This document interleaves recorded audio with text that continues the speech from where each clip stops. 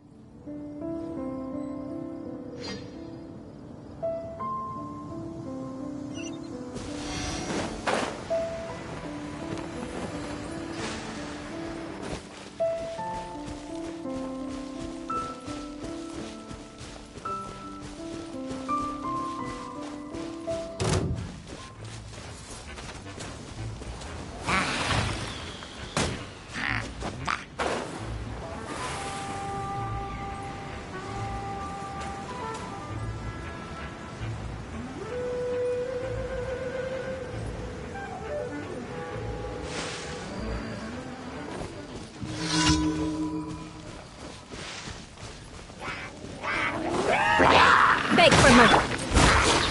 Midnight Phantasmagoria. Let's dance.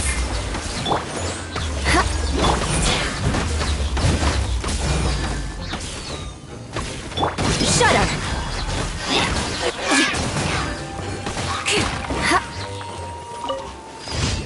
Quick, under the umbrella, or you'll get soaked. You can't risk catching a cold, because it might turn into something more serious.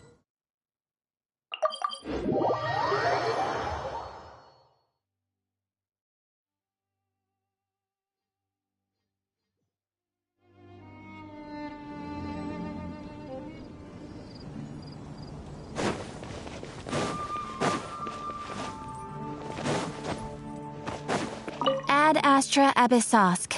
Welcome to the Adventurers Guild.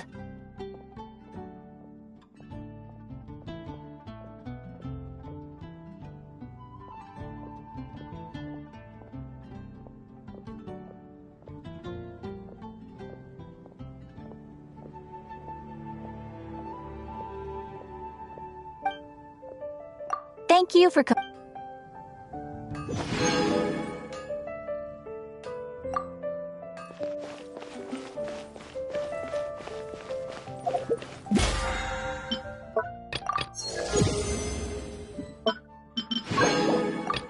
Come take a look.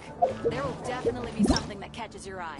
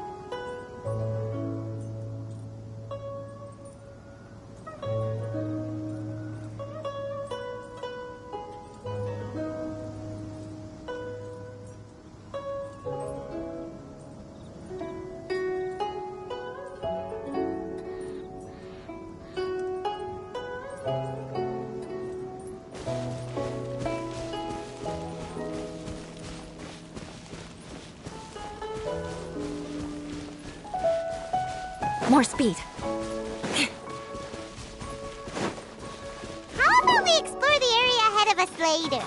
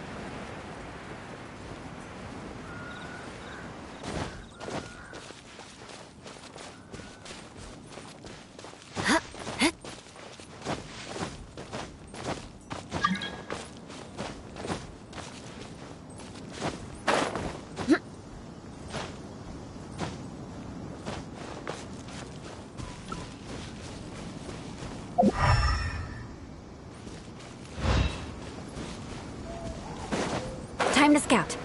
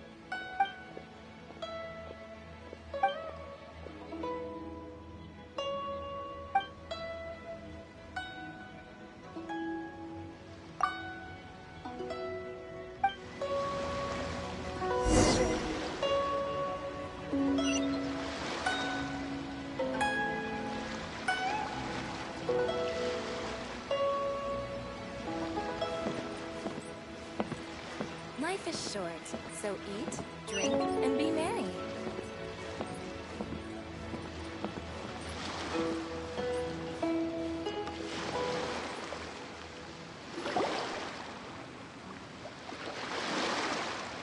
Oh?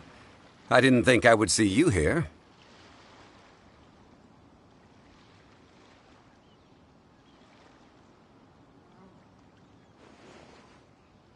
Are these two your friends? Yes, we had the fortune of meeting not too long ago. They are quite a knowledgeable and talented pair, and a pleasure to be around. Traveler, we were just discussing the history of Rex Lapis. Would you like to listen? This, good sir, seems not to appreciate the almighty power of the Lord of Geo.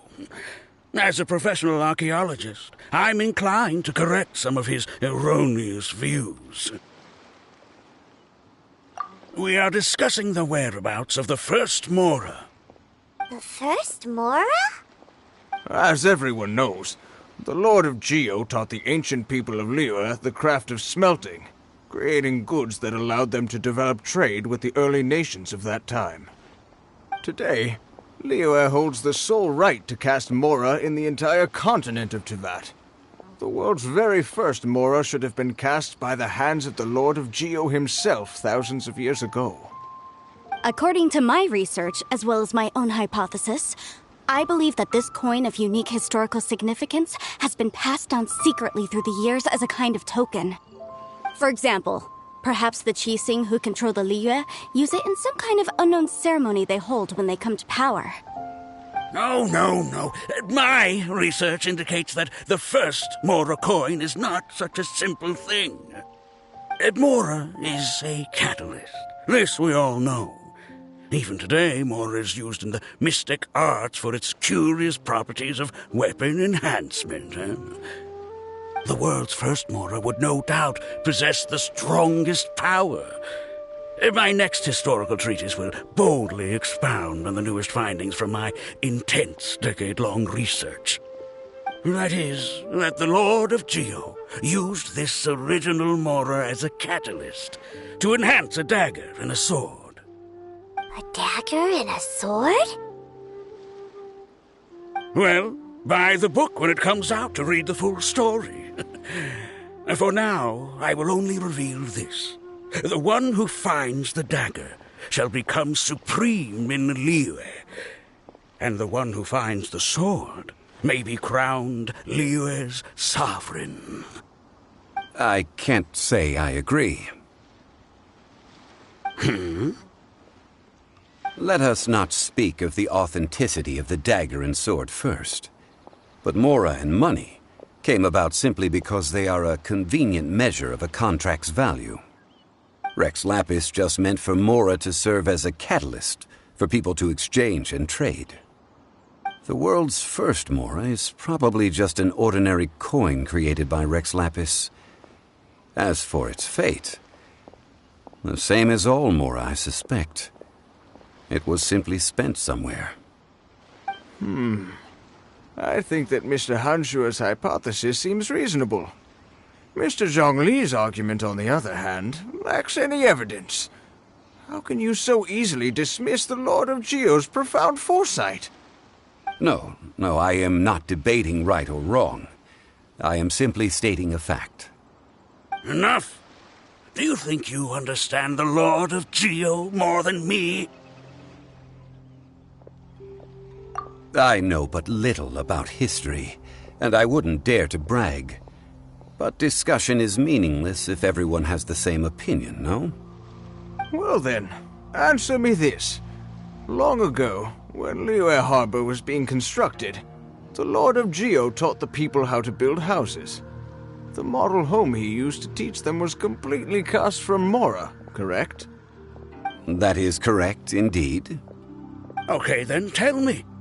Why would the Lord of Geo do something so extravagant if not because of the mystical power that Mora contains? There's a simple explanation, really. To the god of wealth and commerce, what material is easier to get than Mora?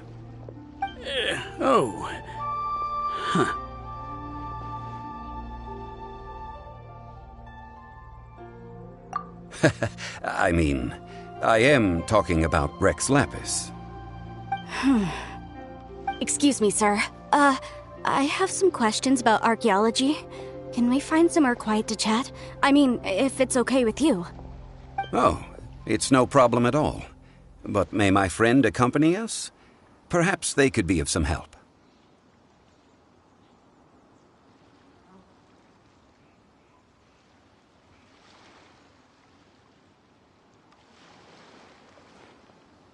Of course. They can come if that's what pleases you, sir. Let's go.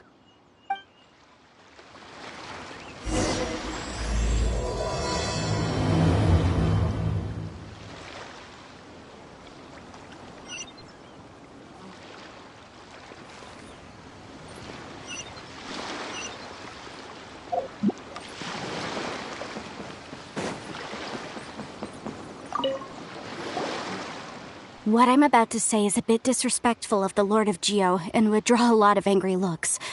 So it's best to discuss this somewhere quiet. Your argument just now exhibited acuteness of speech and thought. Most importantly, you don't fall for the boasting and acting of the others. You remain objective. So I have a question for you. Perhaps you will answer differently from other scholars. Do you think that all the gods that the Geo Archon killed were evil? Let's not analyze it in terms of good versus evil. Rex Lapis placed great importance on the integrity of contracts. So any gods he killed certainly must have broken some kind of contract. Right! The Lord of Geo wouldn't kill the innocent. But when I was doing some research, I learned about the legend of the god of salt. The god of salt, Havria, was a very kind god, but she encountered Morax one day in battle. Morax used a rather underhanded trick to assassinate her. What? No way! This bit of history is a long story. But you may not like the truth when you hear it. Don't worry, please tell me what you know. This event, I've already searched for answers for a long time. No, it's just... Where should I begin?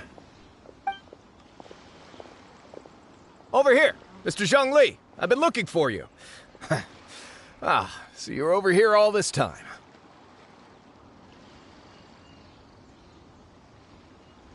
Put down your weapon and stay back. Otherwise, Paimon's reporting you to the Millilith. First of all, I'm not holding a weapon. There's no need to overreact now. I'm simply an archaeological researcher from Snezhnaya. I'm not here for trouble. The Fatui say that every time. But this time, I registered with the Liyue Ministry of Civil Affairs. I could show you the official documentation if you want to see it. I will be conducting an archaeological survey here, the results of which will all be shared with the ministry. I heard that Wangsheng Funeral Parlor had a consultant named Zhongli, with immense knowledge of ancient history and archaeology. So I paid Wangsheng Funeral Parlor a handsome amount to hire Zhongli as my own consultant while I'm in town. So you mean to say that this is work for the Wangsheng Funeral Parlor, yes?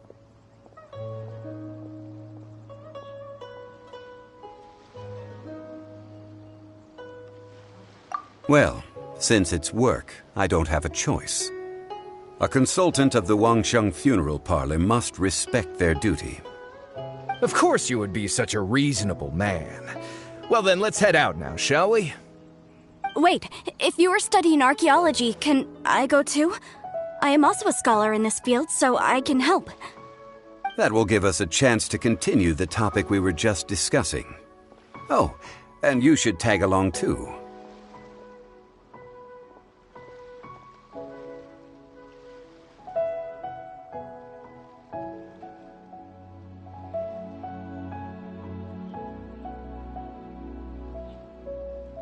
This experience may be of help to you on your future adventures. It is a story from before the rise of the Seven. Although the god of salt has already perished, it will still be a meaningful experience for your journey. Wait. This is an archaeological expedition, not a tour group. That's too many people. But this friend of mine has a treasure-finding talent, surpassed by no one. It will surely be of great help to us. Oh? What talent? If my friend espies a treasure chest, they will absolutely find a way to open it. Hey, Paimon's good at that too! Well, that is quite enticing. All right then. Well, let's go. There's no time to waste. When the Overlord of the Vortex was crushed by the Jade Chamber recently, perhaps something of interest was washed ashore. An ancient artifact would be good. Traces of ancient activity would be great. But a piece of the god's limb would be even better. Who knows what surprises we may find.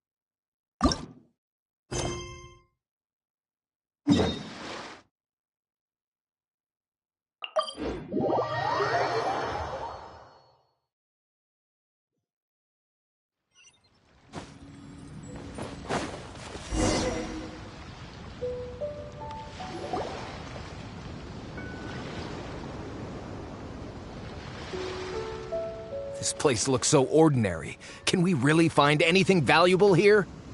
Huh? Paimon thinks it looks really grand. I don't mean the scenery, but rather that there should be something out of the ordinary. A big battle did just occur and all, and I don't even know where to begin looking here. Guyan Stone Forest is actually the perfect place to be, if you wish to learn about the gods or the history of the Archon War. Legend has it that Rex Lapis threw spears made of large rock into the sea here, piercing and crushing the overlord of the vortex. After many years of wind erosion, those stone spears have turned into the unique rock formations we see now. These mountains were the Lord of Geo's weapons? What we see now is just the part of them that remains. The stone spears hurled by Rex Lapis all those years ago were much greater, both in number and in size. But due to the different angles they landed at, their large centers of mass, erosion by seawater, and years of gravity, many of them have been completely swallowed by the sea. So besides wind erosion, the initial collapsing of the stone spears also played a big part in the formation of Guyan Stone Forest. Well, a god able to fight one so powerful as Rex Lapis was certainly very strong in its own right. Indeed. This is where the value lies in research at Guyan Stone Forest. Most of the objects from that time were lost to the sea. But the gigantic waves created by the Overlord of the Vortex have given those sunken objects a chance to see the light of day again. So you're saying that if we look carefully, we'll be able to get very, very rich. I mean, rich with archaeological knowledge and historical value, yes? That's all I seek in life. Well, since we brought so many people, I think it would be best to split up and look. Okay then. I will go with my friend here. Although I have a smattering of knowledge in various disciplines, when it comes to archaeology, I can't compete with the expert here. Huh? Me? What's the matter? This is your profession. Why are you so surprised? I get it. I'll escort him then. Okay. If we find anything valuable or rare, let's meet on the shore opposite from here.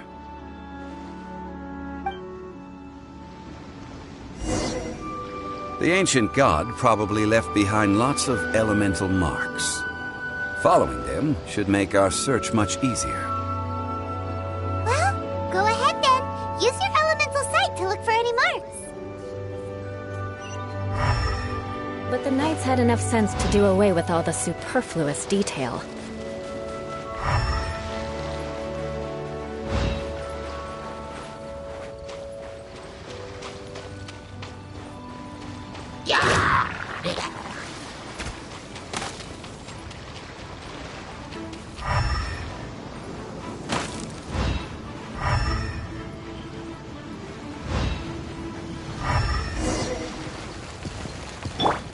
Leave it all to me.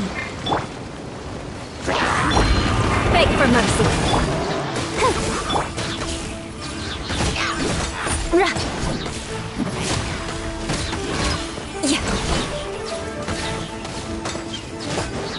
Shudder!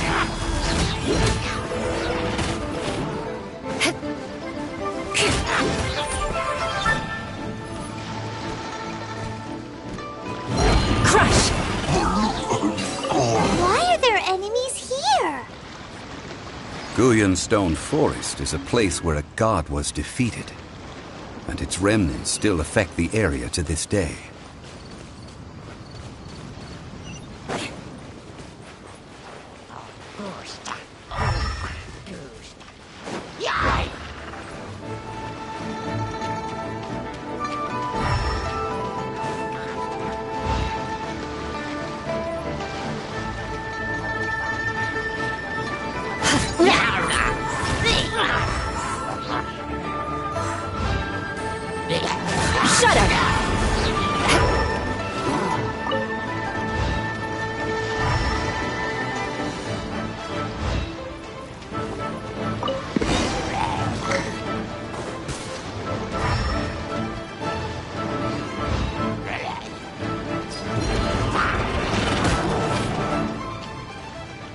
I'll protect us.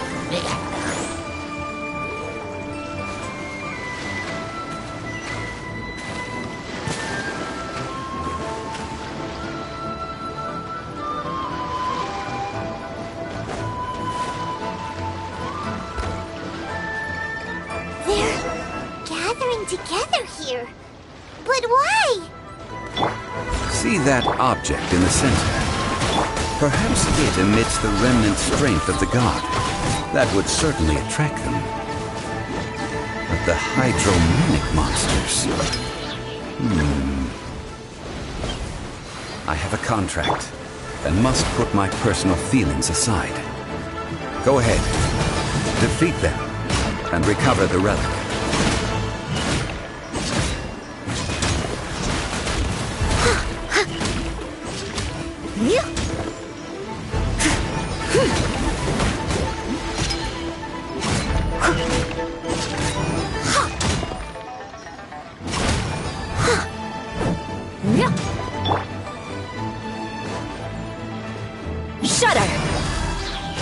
It's just a stone slab, but its design is quite unique. This should be enough to garner some information. Let's head back.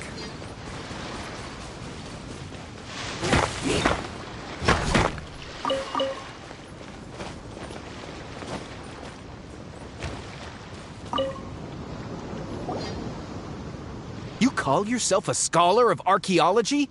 You can't even recognize this or that. What are you good for? We all have our areas of expertise. I already tried very hard to explain.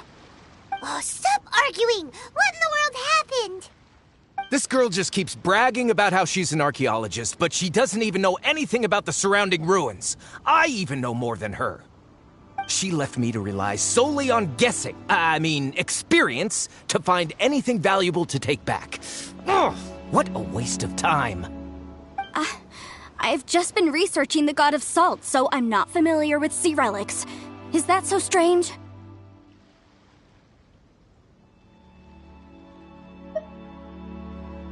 And you kept asking about how much Mora everything is worth. Can the value of relics only be measured in Mora?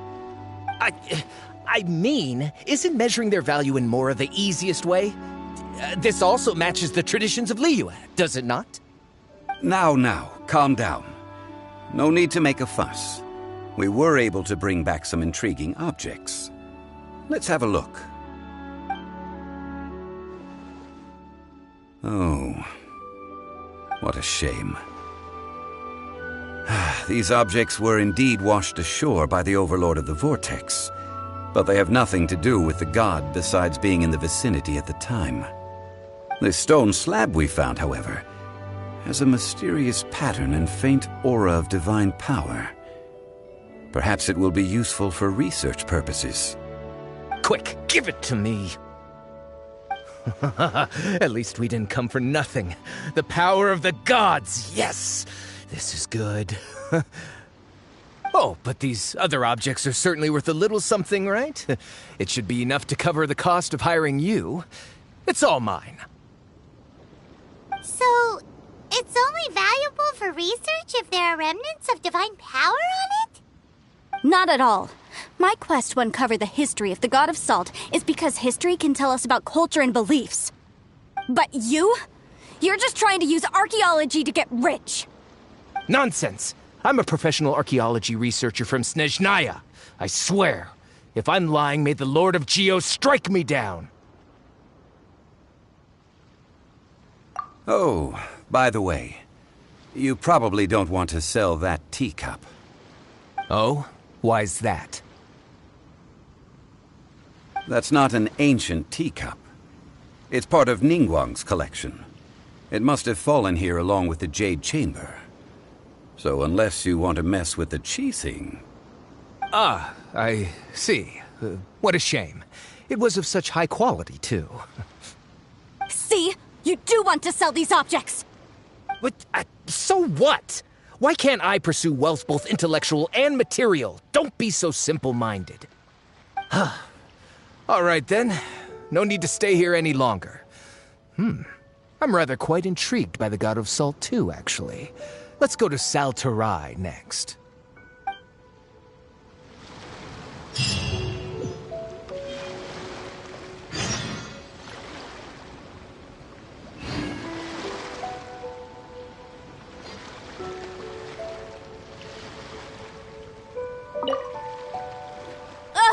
You're simply a money grubber! And what are you, then? All you think about is digging up valuable relics every day. They're still arguing? Ugh. Let's not bother them.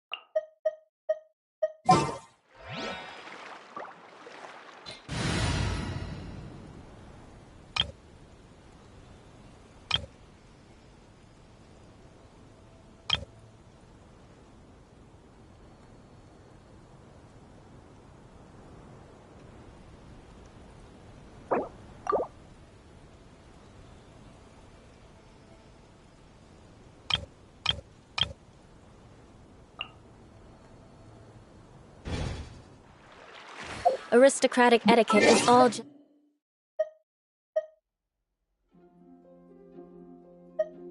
for show. Just smile and nod along. I was forced to learn all the rules by heart, but even I don't.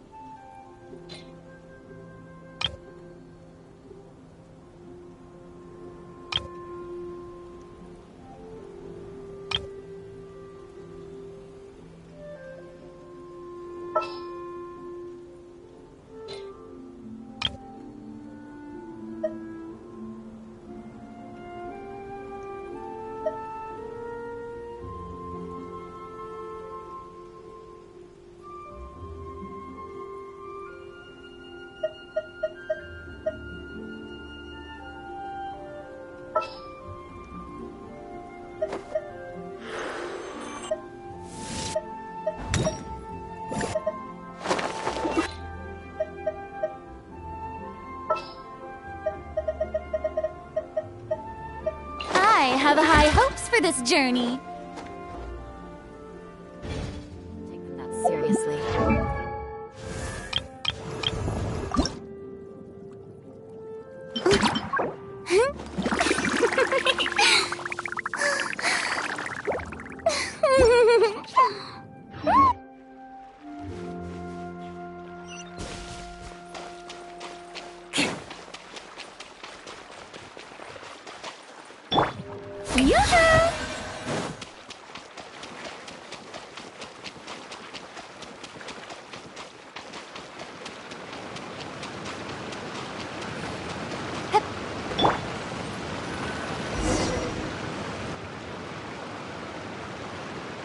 I heard that Salterai was once the home of the god of Salt's people. Therefore, there's sure to be loads of valuable relics nearby. According to legend, the people of the god of Salt, Havria, enjoyed prosperous lives under her protection. But this legend has been around for ages. With the countless scrap collectors and treasure hoarders in the area, there probably aren't many valuable things left here. Oh, good. That's just great. If I knew it was picked this clean before, I wouldn't have come. About that, I know there's a ruin deep in this cave here. It's related to the god of Salt, which is actually how the area originally got its name of Salterai. However, the ruin entrance has been sealed by a mysterious power. Nobody has been able to break the seal. I found a mechanism that seemed to be related to the seal, but when I undid the mechanism, the seal wasn't affected at all. So at the moment, the seal's origin and how to break it are very important topics in my research on the god of Salt.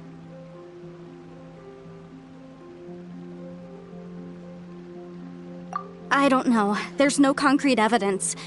But I'm pretty sure the seal is meant to hide some kind of long-forgotten truth. The god of Salt was a benevolent god, adored by the people, not to mention powerful. She wouldn't have any kind of shameful secrets to hide. So, the one who wants to hide some truth is very possibly her killer, Morax. This doesn't sound like something the Lord of Geo would do, though. Who cares about all that? It sounds like countless treasures of the god of Salt lie within this ruin, just waiting for someone to find them, right? You weren't listening at all, were you? Ugh. Even if there's a mountain of treasures inside, nobody can get in if the seal isn't broken. Ah, but we have the illustrious Mr. Zhongli with us. He looks like he knows just about everything. A little seal shouldn't be any trouble for him. This seal seems to be quite ancient. Even Mr. Zhongli may not know all of its secrets. I may know something about it. What? Over the years, I've heard various rumors with bits of knowledge about seals. Although their references seem rather disorderly, they do in fact contain the secret to breaking seals. Let's go take a look at the mechanism Miss Wanyan just mentioned. Okay, since Mr. Zhongli says so, follow me then.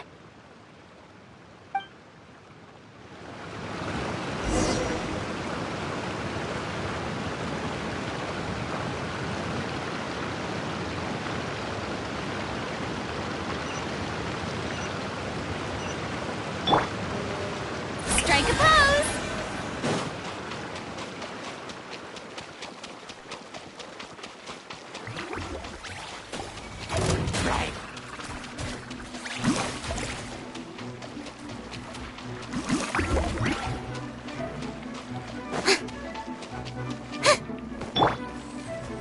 Here it is. There's some debris scattered here that, when put together, look like they definitely had to do with the god of salt. According to the inscription on the side, if one looks from a certain angle, the secret to the mechanism will be revealed.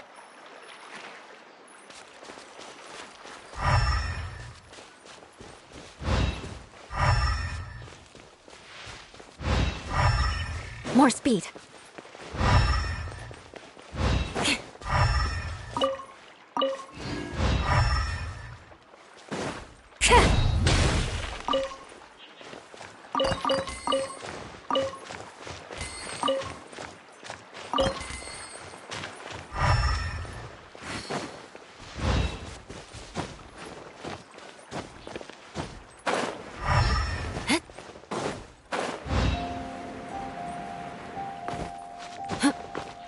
Beg for mercy.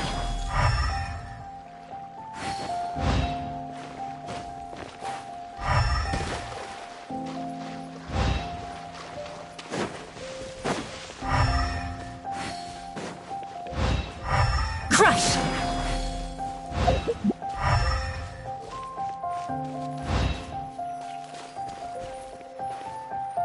Beg for mercy.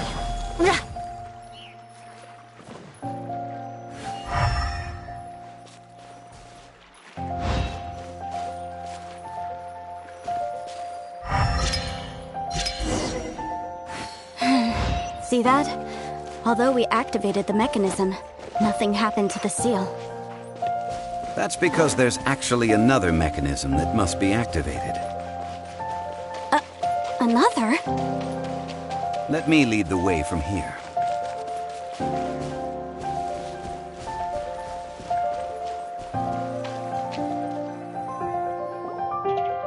This place seems familiar. Huh, I remember. I think there's some elemental monuments here. So you're saying they're related to all this? When I investigated the seal last time, I had someone with a vision accompany me. But when we lit up all the elemental monuments, nothing happened. That's because you don't just need to activate them at the same time, but in a certain order as well. Otherwise, the seal will not be broken. The secret to this puzzle is hidden in the legends about the Archon War. Tianheng in the south, Yaoguang in the east, Jueyun in the west, Qingce in the north. All desolate and devoid of life. Liyue is vast, yet even one haven is hard to find. To the north, to the east. Do the people of Liyue always talk in riddles? I think I've heard this saying before. Certainly you have.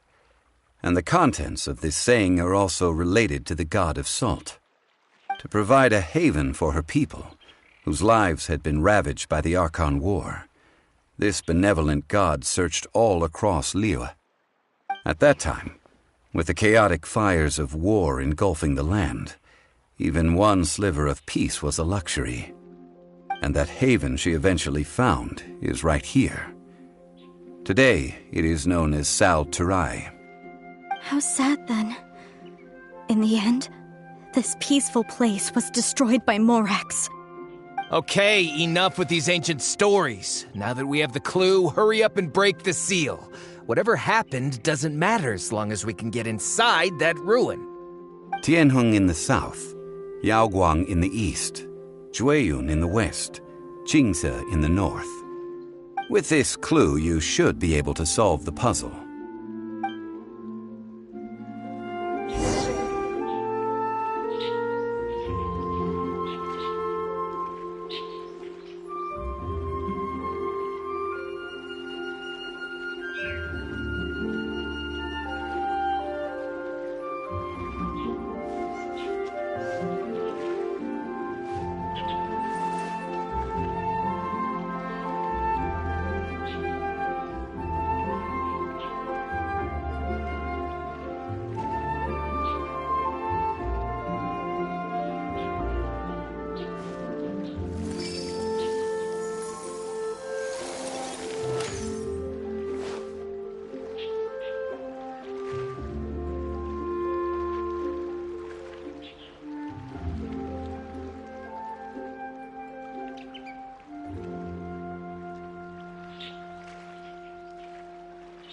Aristocratic etiquette is all just for show.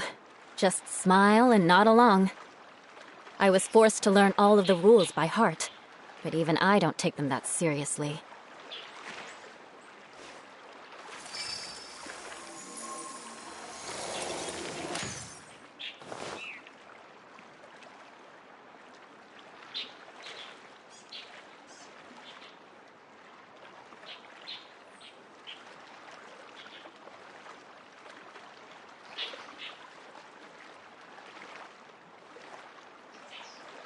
You want to learn some Favonia's blade work? All right then, I'll teach you. Oh yes, I'll teach you all right. Mark my words.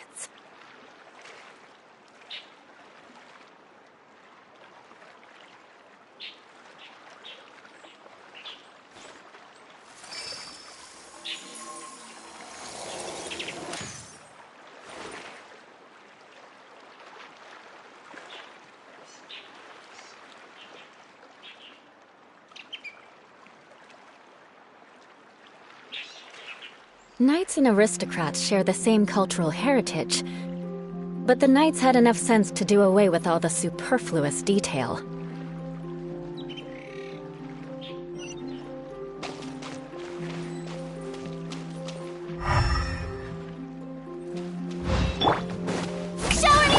Crush!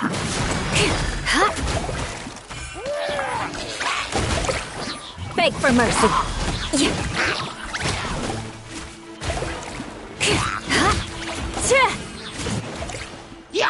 Crush!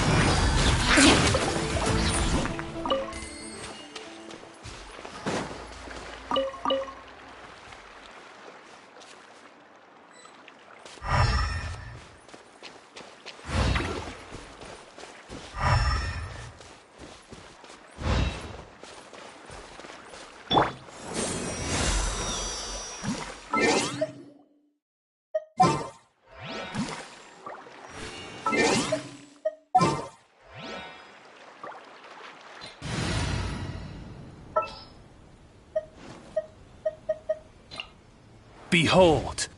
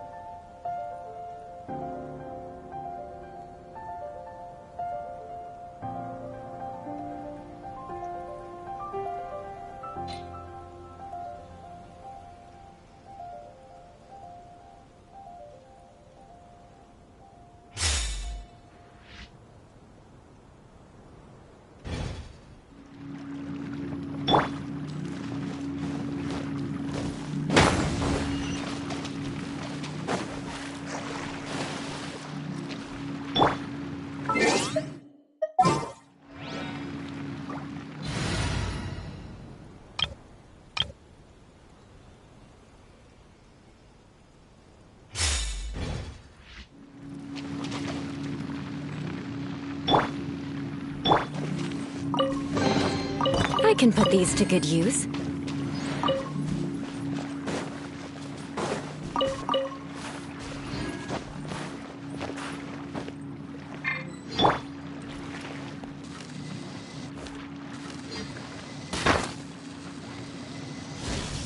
Tianheng in the south, Yaoguang in the east, Jueyun in the west, Jingze in the north. The directions are the clue. Give it another try.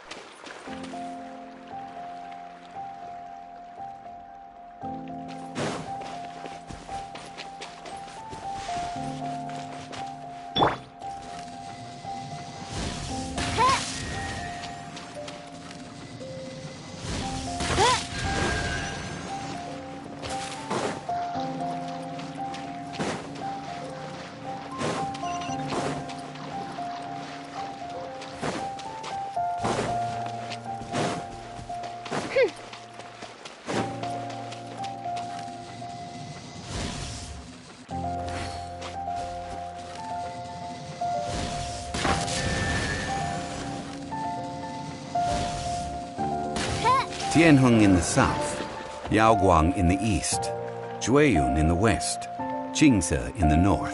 The directions are the clue. Give it another try.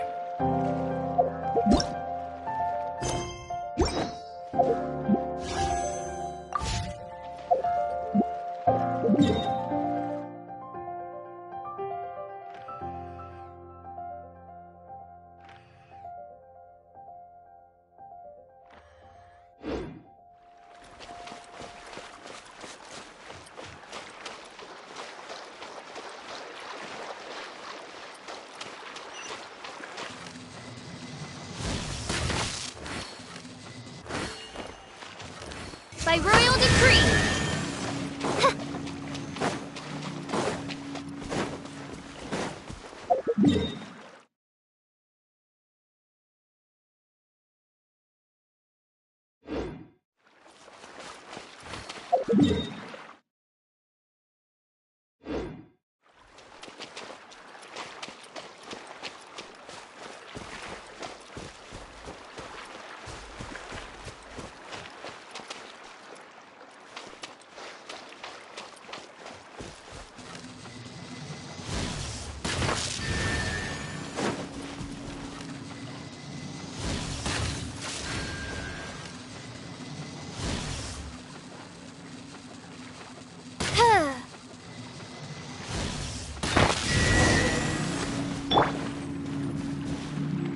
Look!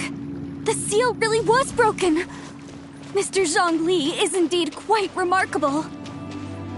It was nothing, really. Now, it's time that people learn the hidden truth lost to time.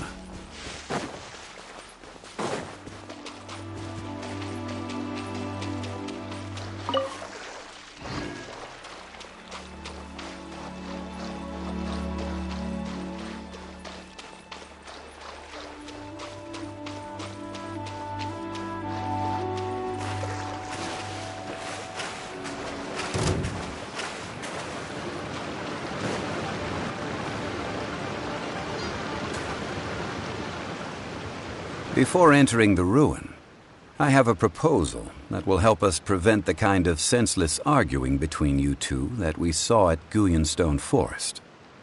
Okay. What is it? I propose you two agree upon a contract, stipulating that we alternate who gets claim to each treasure we encounter, with only one object permitted per claim. To show my sincerity, I won't be taking any treasure. This will just be between you all.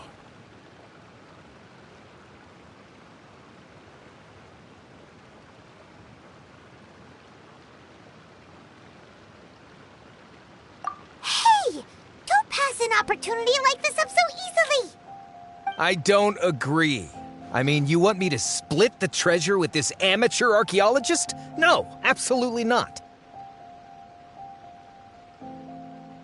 I don't agree either. He will only defile the precious relics left behind by the god of salt. I can't accept this. Well then, if the contract is not agreed upon, I will no longer serve as your consultant on this expedition. You will have to rely on your own experience to find whatever treasures are hidden in this ruin, as well as traps. You have the audacity to demand this. Okay then. Even half of the treasure in the long-sealed ruin of the God of Salt should be enough to make a fortune. If you want me to agree upon this contract, so be it. I just have one request, Mr. Zhongli. If we discover the truth behind the God of Salt, you must judge it fairly, even if the truth harms Morax's image. I can accept this arrangement.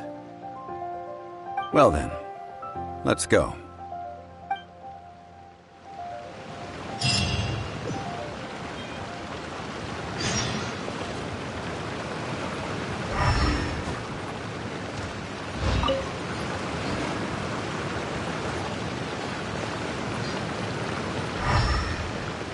Time to scout.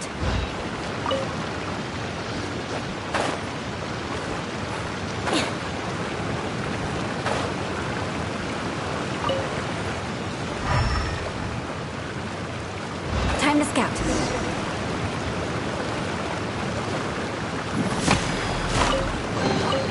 I can put these to good use.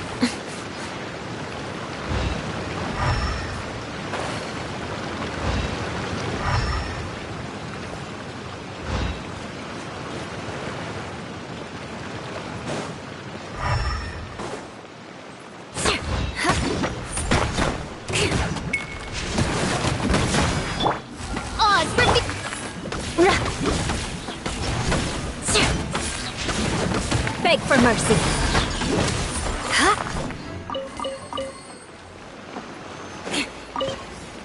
Shudder.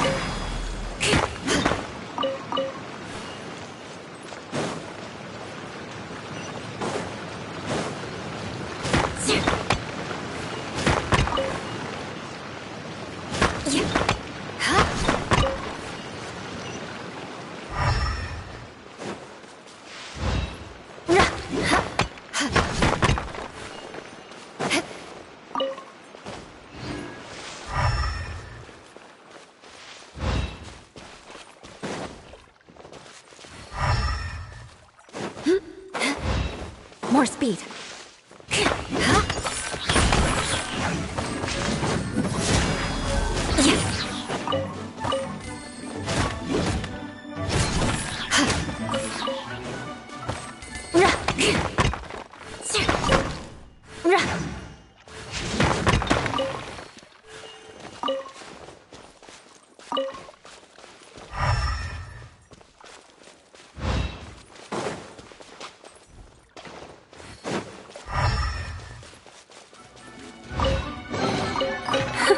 At least good luck doesn't discriminate by clan.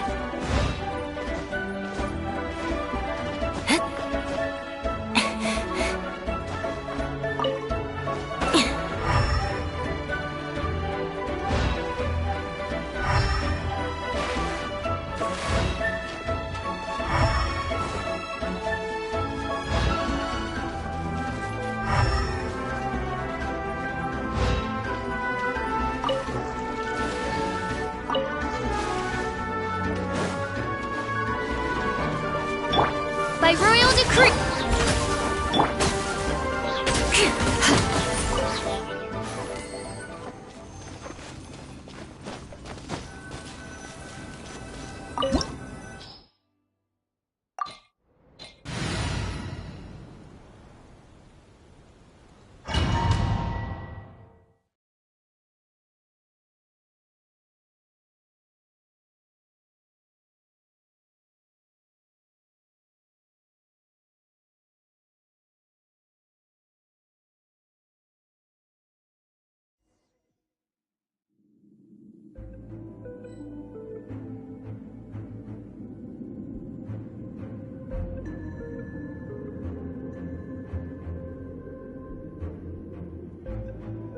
Osmanthus wine tastes the same as I remember. But where are those who share the memory?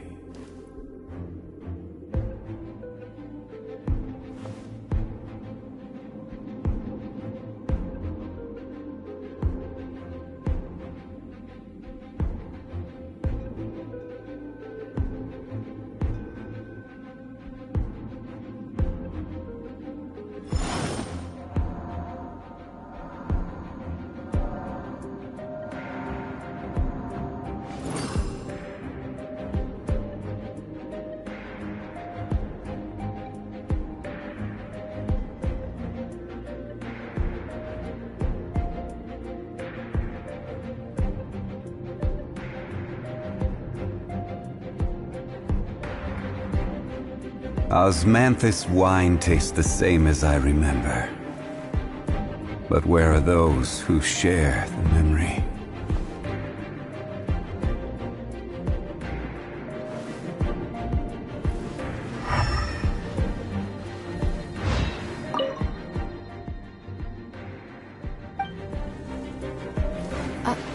Are these statues?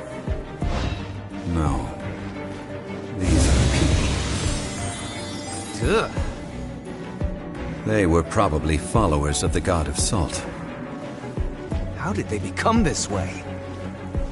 What in the world is hidden deep in this ruin?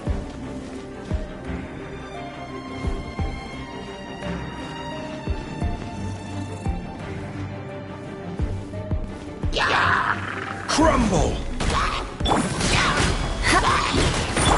Leave it all to me!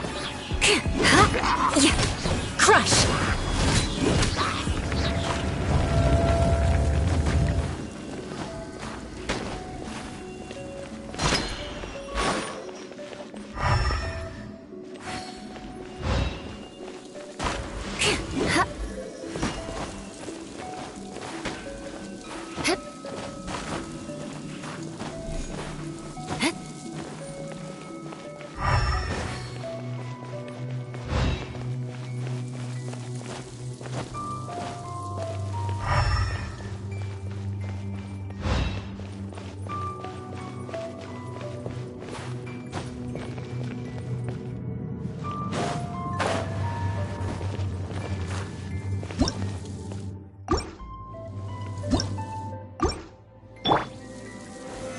Solidify!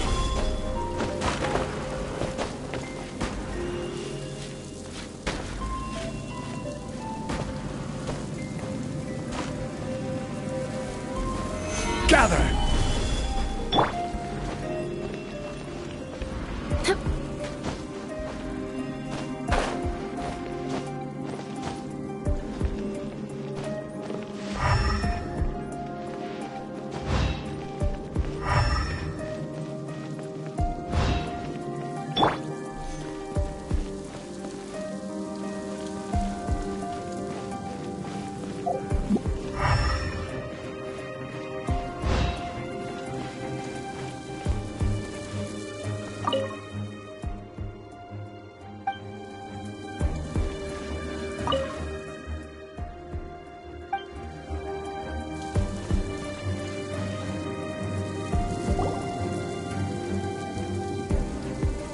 Look at this! It's filled halfway with salt.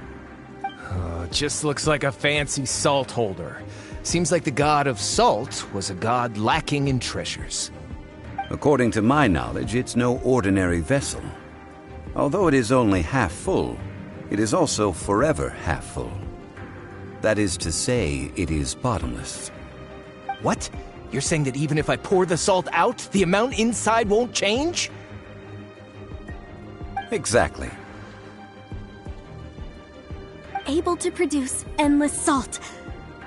The god of salt is powerful indeed. Finally, after all that effort, I've found precious treasure. I claim this as mine. I just need to pour the endless salt into 1,000 or 10,000 bags. I can sell it and make a fortune. Hey, how can you use a relic of the god of salt for such a shallow pursuit? If Mr. Clement wants this salt chalice, then the next object we find will belong to Miss Wanyan, according to the contract agreed upon. Of course, as we agreed. But how can anything be worth more than this rare find? Since we have a contract, it's no use for me to fight with him. Then let's move on, shall we?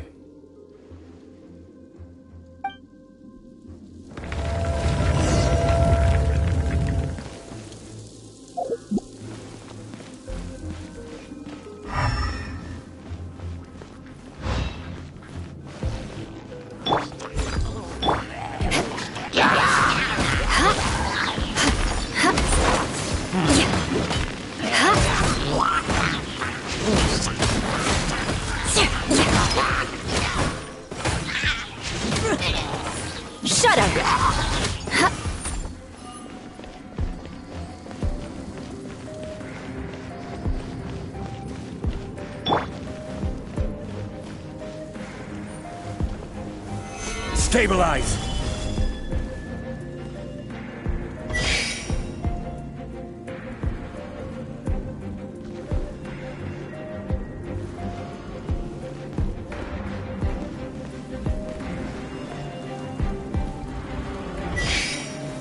Gather!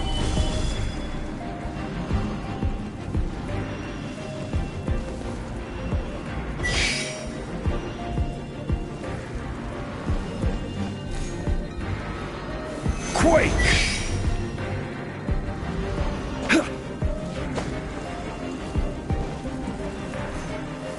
Stabilize!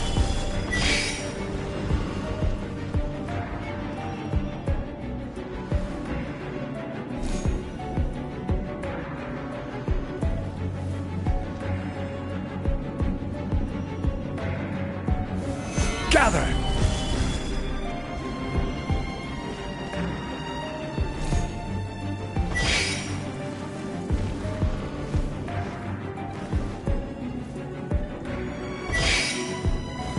Stabilize!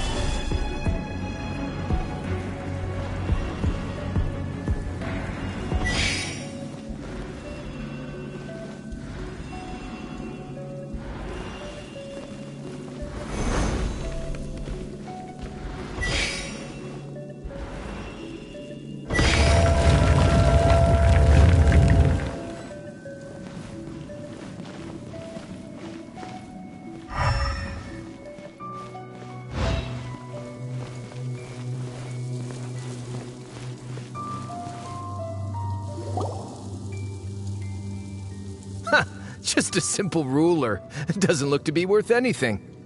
This, if I remember correctly, this is some kind of measuring tool. Indeed. But the god of salt imbued it with another power. When you stick this ruler in the ground, the surrounding area will become covered in salt, much like a rising tide covers the earth. The deeper it is stuck in the ground, the more salt will appear. It is essentially a bumper harvest of salt. What?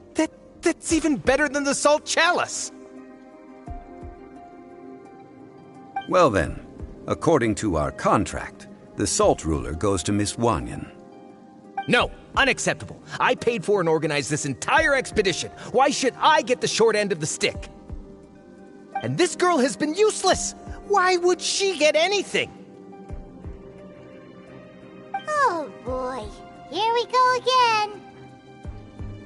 So you are saying you want to break the contract? So what if I break it? Now that I've seen how the mechanisms in this ruin work, I no longer need you. Let's not forget who hired who here. Why should I let you make the rules? Because you agreed to a contract. Rex Lapis once said, "Ones who break their contracts shall suffer the wrath of the rock." That is one of your Liyue gods. I am from Snezhnaya. I will suffer the wrath of the rock. You may find it rather unpleasant. Pay your dues. Solidify. This is order.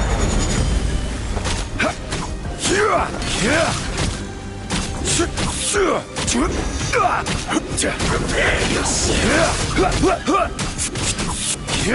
Crumble.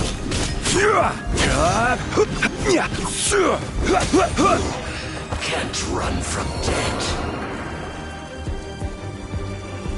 I shall confiscate your treasure as well. You are not worthy to continue any further into the ruin. Leave this place.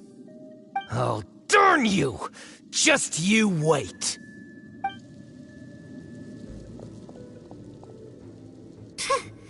Some archaeological survey.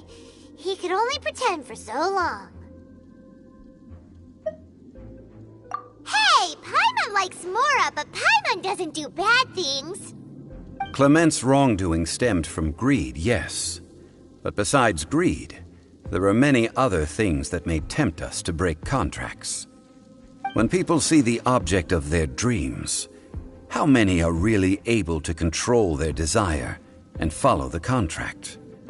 I think we should be honest with each other now. Huh? Be honest about what? That in truth, not a single member of this archaeological expedition came here for archaeology. Why do you say that? Miss, you lack even the most basic archaeological knowledge and can recognize naught but a few simple relics. However, you are an expert when it comes to anything regarding the god of salt. You aren't interested in archaeology or relics. What you're really interested in is the god of salt. I believe those legends about the god of salt that you mentioned on the Pearl Galley are passed down between generations at Yinyuan Hall. Okay, that's enough. Sir, you are indeed a man of great knowledge and talents. I seem to have been right to seek you out once I plucked up my courage. You're right. I'm not a scholar of archaeology. I come from one of the 8 trades under the jurisdiction of the Qixing, Yinyuan Hall of the salt industry.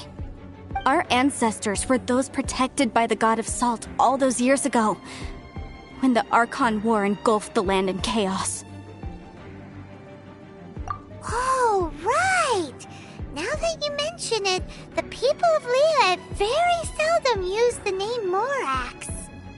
During the war, Morax assassinated our god out of envy for her power. He left us alone and lost in the world.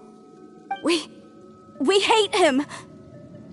But this is Morax's Liyue after all. And its history is written as he wishes. So I seek proof of Morax's guilt. He has blood on his hands and cruelty in his heart!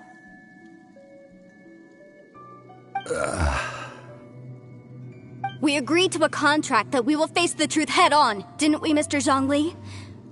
You must judge this history fairly. Naturally, of course. But I must add, Liyue is no longer Morax's Liyue. Come with me. All the answers you seek lie ahead.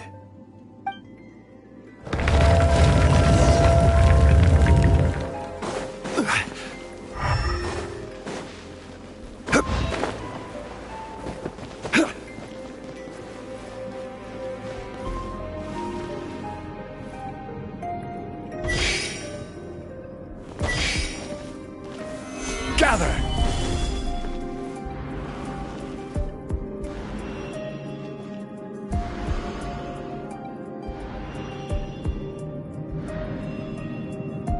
Quake!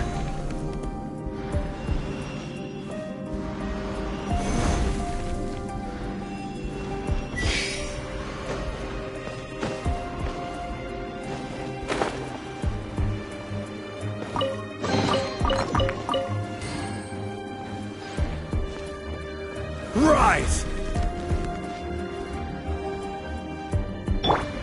As a dutiful maid woman.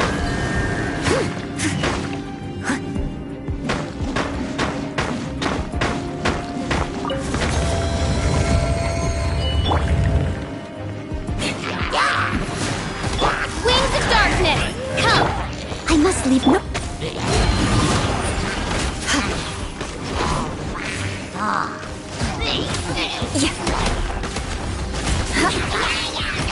Beg for mercy.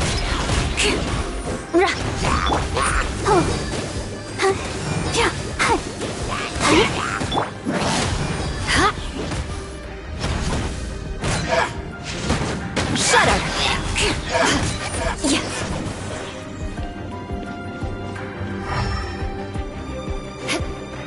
Beg for mercy.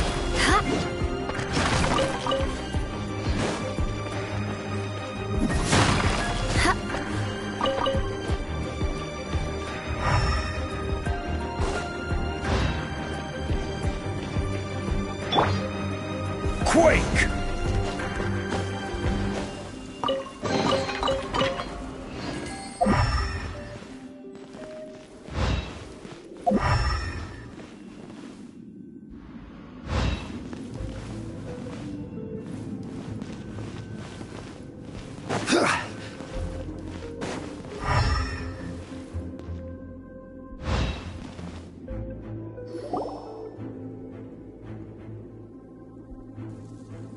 This is a sword? Aha! It's a broken sword! This is proof! This proves that the god of salt had to fight back against the evil Morax. But sadly, she was defeated. The power of this sword surely is much greater than that of the Salt Chalice and Salt Ruler. If we can repair the sword, then we can show the world the mighty power of the god of salt. It does look like something left behind after being defeated in battle. 2 pieces of a broken sword. From an archaeological perspective, these are 2 separate relics. According to the contract, you can only claim one. Why? We were alternating claims to treasure, true, but Clement is no longer here. Yes, but the only one object per claim clause still holds true. You cannot take 2 relics at the same time. This logic! Zhongli, she seems like a good person, and no one is fighting over the treasure. How about you let this one slide, huh? When there's a contract, nothing can be allowed to slide. If the contract is not followed, then it is broken. No! If I only take 1/2, then it can't be repaired, and the power of the god of salt cannot be restored. No matter what, I must be faithful to her. Even if it breaks the contract, I don't care. So you are already decided? Then there is a price to pay for breaking the contract. Zhongli! That is to say, you consign yourself to suffer the wrath of the rock. That's okay. The god of salt gave up her life to protect her people. My sacrifice is nothing compared to that. Punish me however you want. Just let me take this proof of my faith. No, you can't hit her! Perhaps that punishment would be easier for her, but as punishment, I will tell you the truth. Huh? The truth? You mean the truth is my punishment? Yes. The truth that I am about to tell you shall be your price to pay for breaking the contract. I'm afraid to say that the god of salt, Havria, was not the powerful god you imagine her to be. Rather, she was a small and weak god who yielded to all other gods. When it came to war, she lost, never able to win a seat among the 7. What? During the Archon War, the gods of this world used all their strength and cunning to vie for control of Tevat. But Havria instead chose to flee. She thought that by giving up before a fight could start, she could save herself and her people from the war. However, during such a long war, there is no end to the advances of aggressors. After making countless concessions, Havria lost all of her lands, until only one small haven remained. No. No! It can't be so. In her last days, she had not even a single blade to defend her people with. Not even a single blade? Then, this sword... This sword is not a relic belonging to the god of salt, but is instead the murder weapon used to kill her. Murder weapon? No! That's not true! That can't be true! You're trying to test my faith in the god of salt! As I said before, I only state the facts. Preposterous! You are a follower of Morax! Don't try to trick me! Hey! Come back!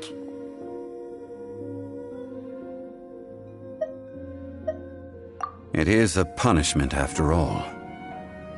I did not want to tell her such cruel facts, but the contract was broken. Let's follow her deeper into the ruin. There, I fear, we will find something that will leave her no choice but to face the truth.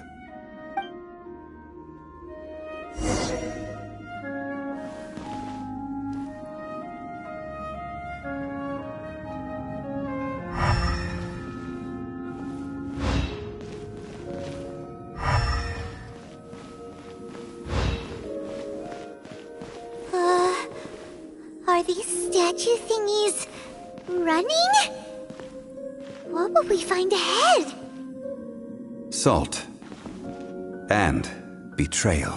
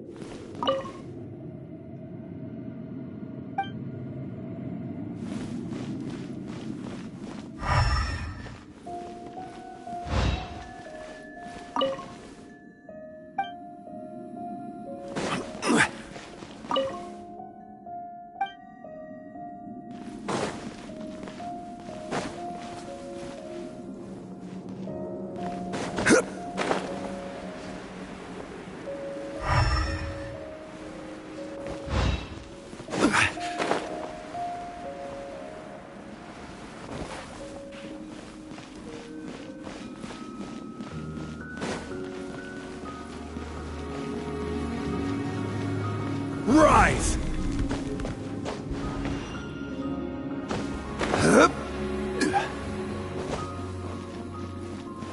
Quake!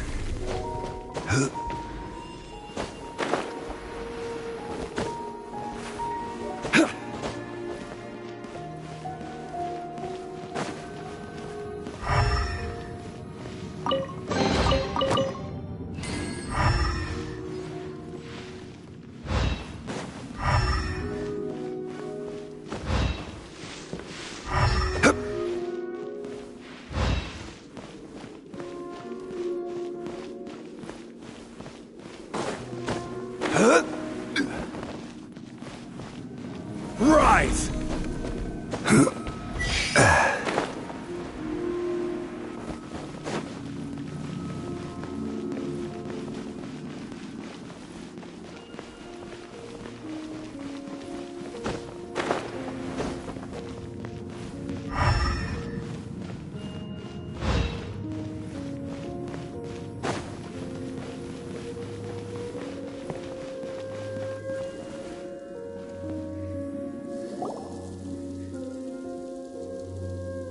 What are all these?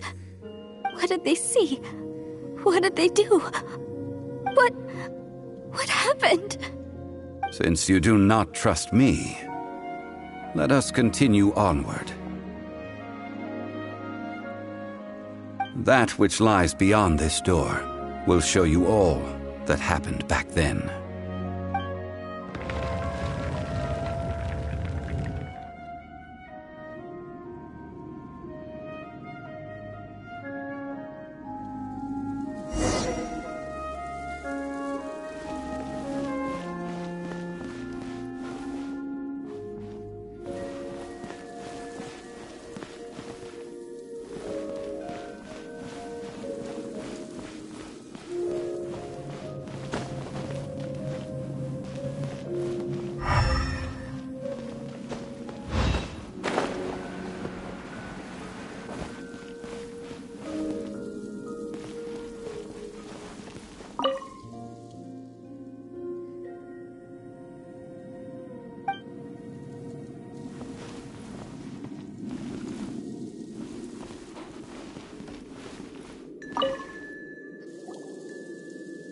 This is the scene of the crime.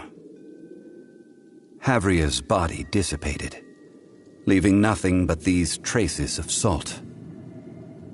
Her dying moments have since been frozen in time to this very day. The story continues that some among her people realized at last that this gentle, kind, but weak god could never protect anyone in wartime. The Archon War was cruel in the extreme. Instead of consigning her to the agony of defeat, they thought perhaps it would be better to give her a quick release. But what about these statue thingies? No matter how weak the god, the power that flows forth when they are slain is beyond the strength of mortal coils to bear. Those who could not flee were thus transformed. Those of her people who were untouched by this disaster left for Liyue, where they sought refuge with Rex Lapis. Their descendants feared Havria's remnants and lived in terror that she had laid upon them an eternal curse.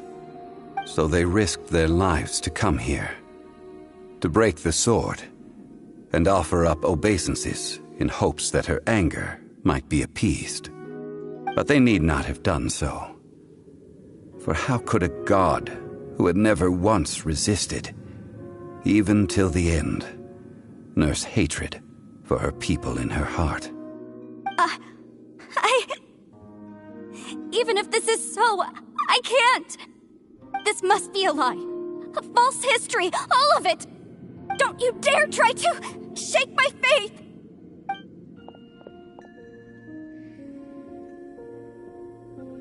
Yikes.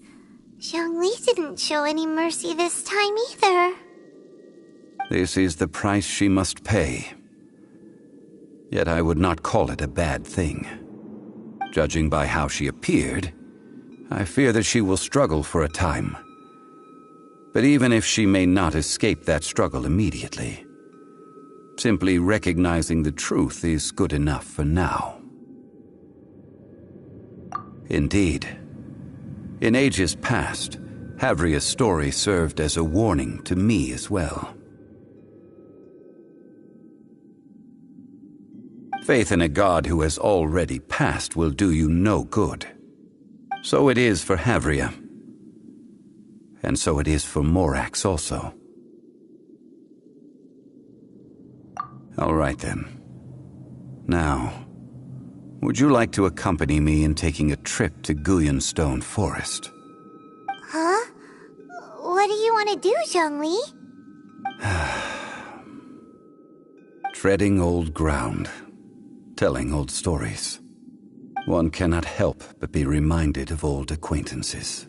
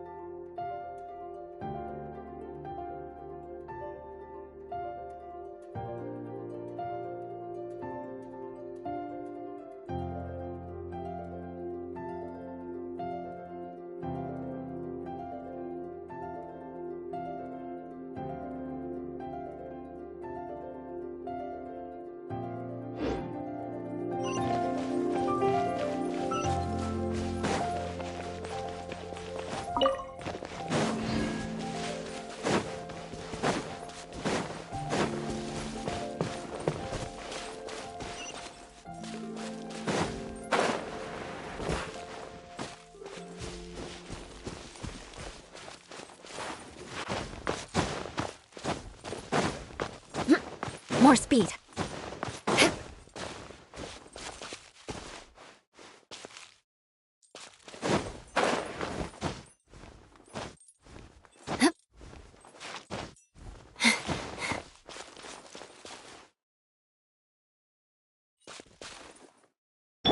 Come on, we can do it!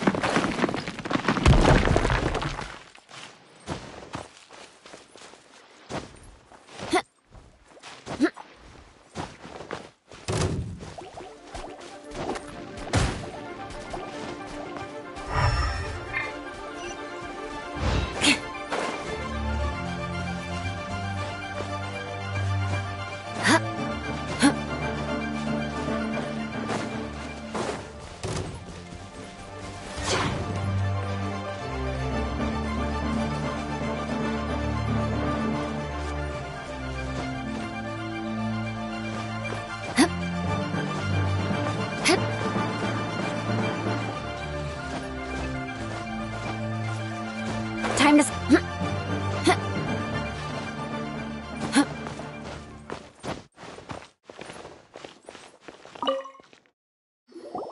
Now, I mentioned before that many gods of old have been sealed beneath the Guyan stone forest. The Adepti have presently handed Liyue over to mortals, and Havria's time was even further in the past. The salt chalice and salt ruler that she left behind should not return to Liyue. To leave them here is to let them slumber. And it is also a homecoming.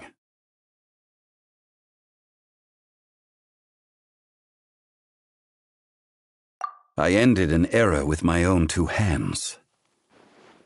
I've always wondered how I should remember that which I ended. History records, but history may be changed. This incident proved that. Time is a mighty force, and history's twist in its flow. I need to find a better way of recording history in order to engrave its truth.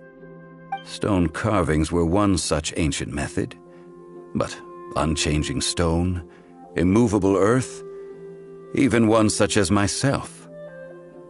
Someday we may all disappear. Zhongli. Therefore, I thought of you, traveler. You are one who crosses the celestial atlas, and who passes through countless worlds. If our history is engraved in your memory, it will one day accompany you into another world. As long as a traveler like you is able to record what happened, then a backup of sorts will exist for times and tides of Teyvat.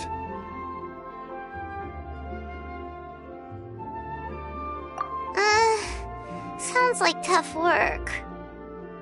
Now then, it is time that we consigned both the salt chalice and salt ruler to the sea. Huh? Why do we need to throw them into the sea? As I said before, this is the place to which the remnants of many bygone gods are consigned. This includes Osial, overlord of the vortex, who the Jade Chamber most recently returned to this ocean prison.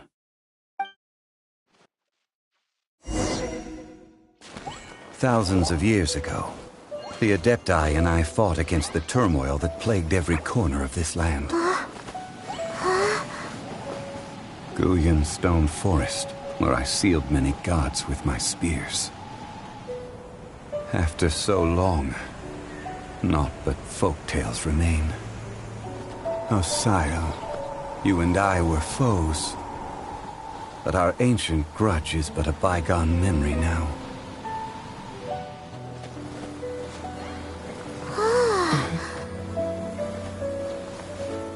May that which Havria has left behind be yours to subsume.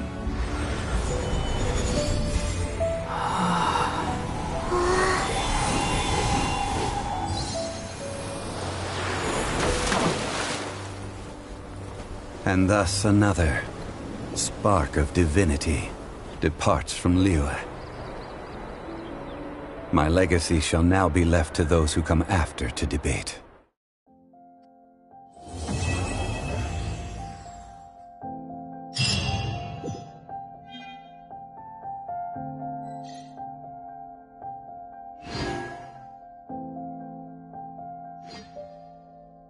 I will remain here for a while.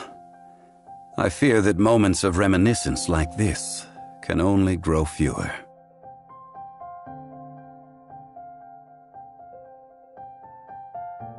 We did not measure right and wrong during the days of the Archon War in the same manner as we do today. Of course, as I am now, I only wish that she could have lived in a gentler time. Of course, as I am now, I only wish that she could have lived in a gentler time.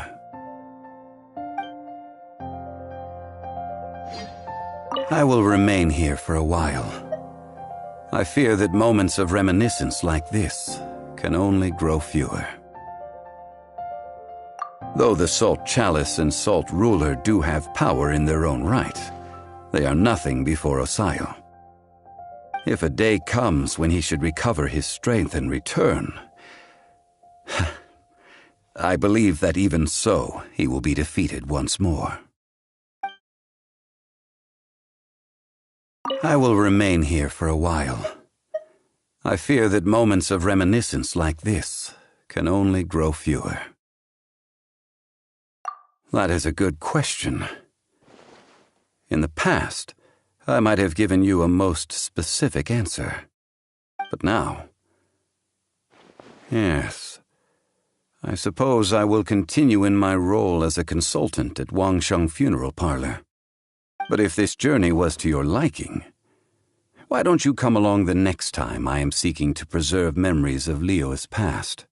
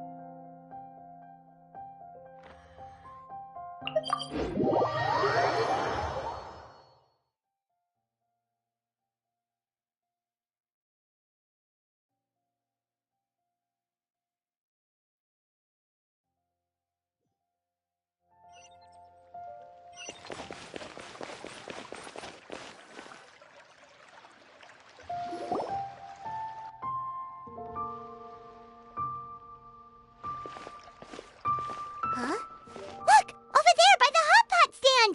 We know them! Huh?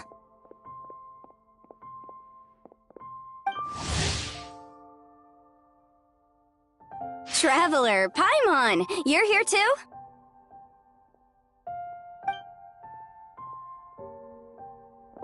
Yanfei, Shinobu!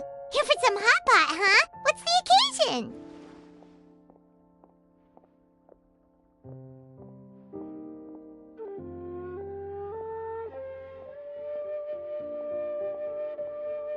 No, it's nothing like that. Wanmin restaurant's just closed for a couple of days. But it's nice to try somewhere different for a change. Su Arnyang's hot pot is pretty good, and you can't get it at Wanmin restaurant. Wanmin's closed? Why? What happened? Well, it was partly our fault. Recently, some old classmates from the Tongwen Academy got in touch and said they were organizing a get-together. Yanfei's the most senior among us, since she's the most qualified, so she got to pick the location. And she booked Wanmin Restaurant. The turnout was a lot higher than expected, And in the space of 2 days, we somehow got through all of the restaurant's stock for the week ahead. Boss's enormous appetite was also a significant contributing factor. He went a little crazy. Chef Mao was pretty wiped out by the end, but he had a huge smile on his face. It was the best business he's had in months. The only thing is, it'll take him at least a couple days to fully restock.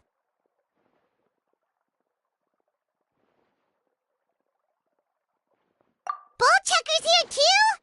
Paimon's surprised we haven't seen him. Those horns stick out like two sore thumbs. Yeah, when he heard I was meeting up with some old classmates, he got very excited and decided he was coming with me.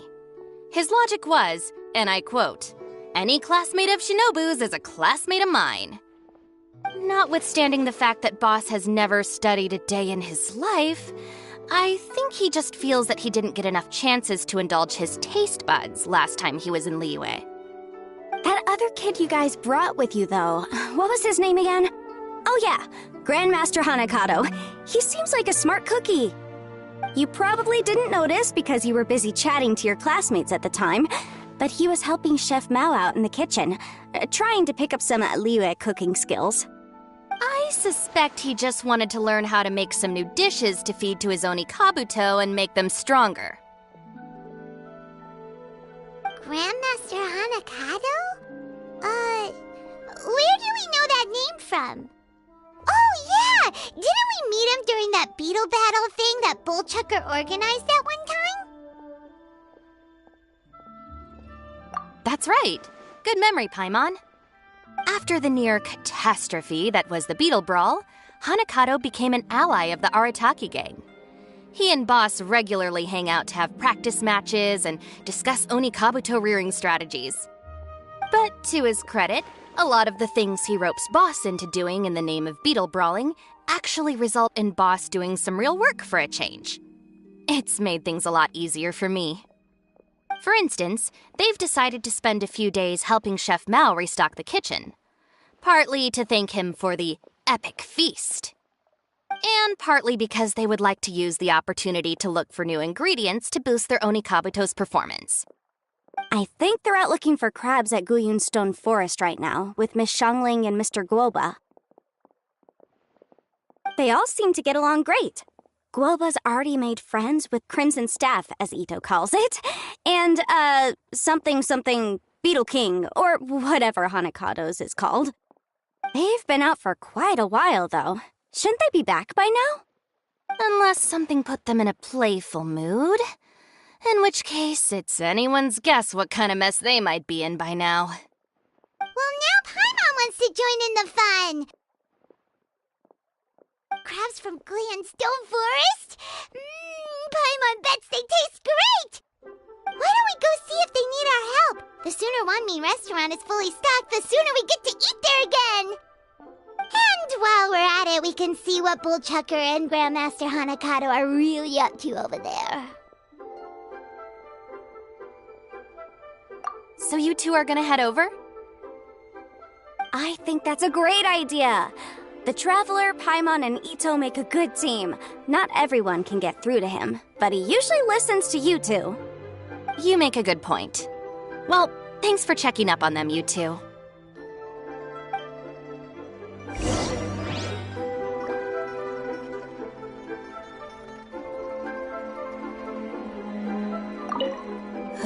I'm suddenly feeling a bit warm. Maybe I've been eating too much spicy food lately? Oh no, you poor thing! It could be a fever, or maybe the humidity's making you overheat. Wait here, I'll go get you some iced tea.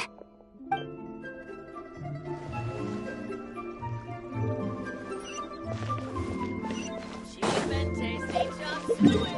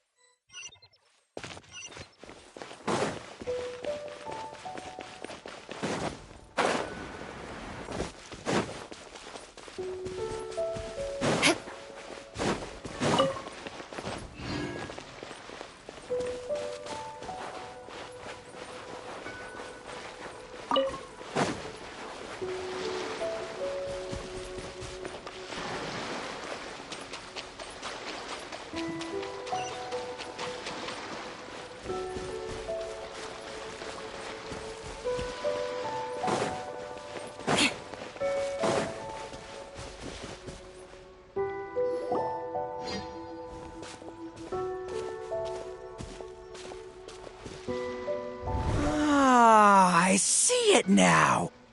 A hard shell, a whole bunch of legs, looks like a born warrior.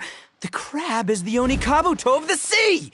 Throw one of these bad boys in the ring and your Onikabuto will have to seriously up its game.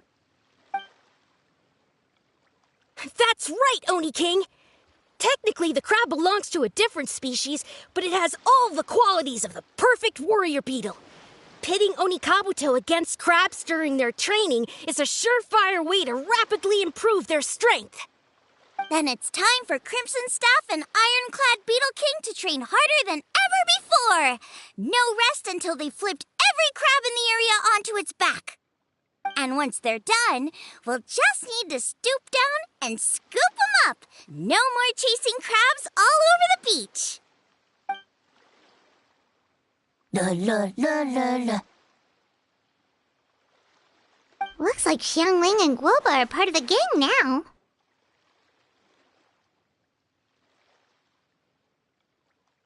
Huh?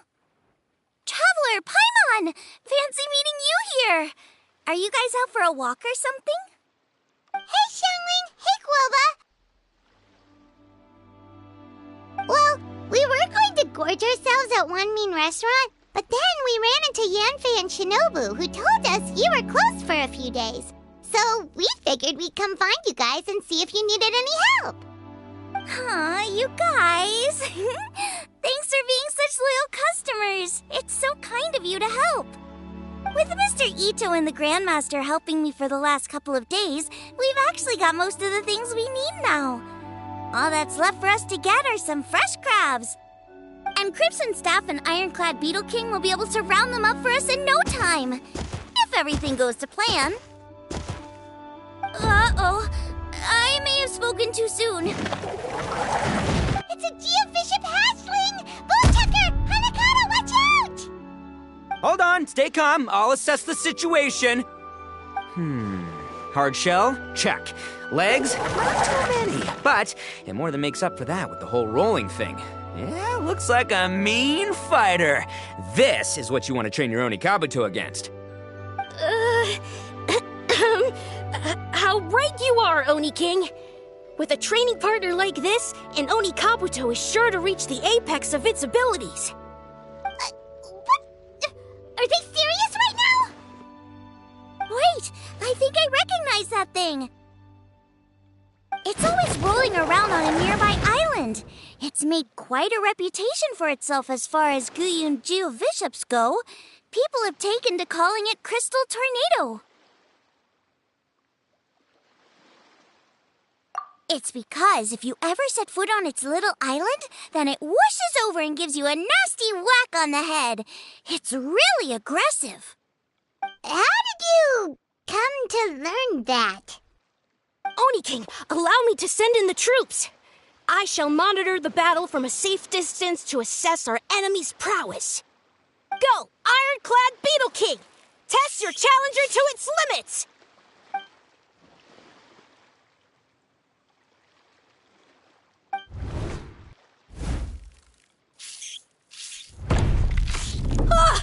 Ironclad Beetle King! One hit and it's all over? I don't believe it. That's not possible. Okay, listen up, Grandmaster. The glorified pet rock is clearly tougher than it looks. Time to show it what we're really made of. From what I've seen, our opponent has a lot of brute force, but no finesse. Lugging all that weight around is a recipe for crude and clumsy attacks. And if you don't land the hit, it ain't worth squat. Luckily for us, our Onikabuto have a little thing called agility on their side. Go, Crimson Staff! Dodge the limbs and tail, wait for an opening, and aim for the...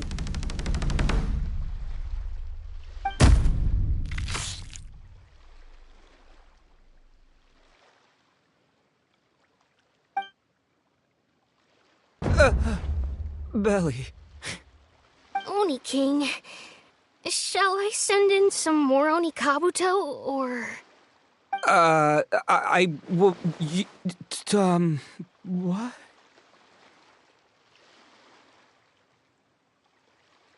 Wait, what's Guoba doing? No!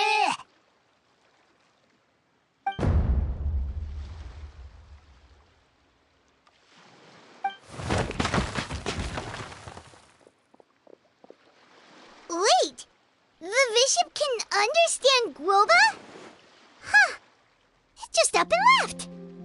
So, to answer your question from a moment ago, Paimon, I found out about Crystal Tornado's aggressive tendencies the last time we came to gather crabs in Stone Forest.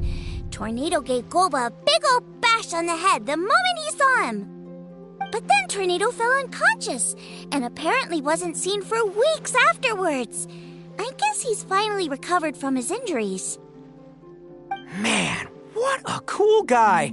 I mean, I figured he was a pretty epic dude just from the look of him, but I've never seen someone just stare an enemy into submission like that. There's only one possible conclusion. This is a warrior with strength, the likes of which I've never seen before. I must say, I concur. I don't know how, but Guoba-san simply commanded that hard-shelled beast to stand down and retreat at once. Come to think of it, he seems like a pro at catching crabs, too. Guoba-san clearly has some sort of power that lets him bend the minds of shelled organisms to his will. Ah, that's it! The truth has been hiding in plain sight all this time. Guoba-san is a virtuoso beetle battler. With his skills, he can direct an Oni Kabuto's each and every move. Huh? Oh, of course. Yeah, that makes total sense. These are the kind of brainwaves that make you the Arataki Gang's greatest ally. See, if we can get Guoba-san to teach us the art of shelled organism mind control, we'll be unstoppable. The entire beetle fighting world will be our oyster. Can we stop discussing what special powers Guoba may or may not have? We have to get these crabs back before too long or they'll go bad. And then this whole trip will have been a waste. Right! Get a move on, Ball-Chucker! Shinobu's waiting for you! Also, we want to eat. Huh? Wait, when did we get 2 new people? Oh, compadre! If it isn't the Oni King's right hand. Oh, and of course, the flying lavender... sorry. Sky-cleaving white iron lavender melon. Wait. Oh, man. Don't tell me you saw me lose that beetle fight just now. Oh, so humiliating.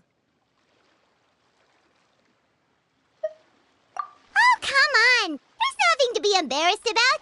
Oni Kabuto don't stand a chance against the Geo-Bishop hatchling. Next time, just give it a couple of whacks with your club. But that would defeat the whole purpose. Let me explain.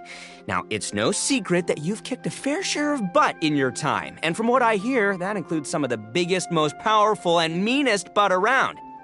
So how'd you do it, huh? Were you born stronger than your most fearsome foe? No! Do you rock up to every fight believing that your odds of winning are 100%? Of course not. You start with an impossible goal, defeating the unbeatable enemy, and then you do whatever you gotta do to achieve it. Because even you can't know how much potential you have until you push yourself past your limits. That's how you make yourself not just stronger, but stronger than you ever imagined you could be. Flee the fight once, you'll probably flee the next time, and the time after that. Next thing you know, you're that boring little twerp who never had the guts to put himself out there, because when you flee the fight, all you're really running away from is the person you could have become.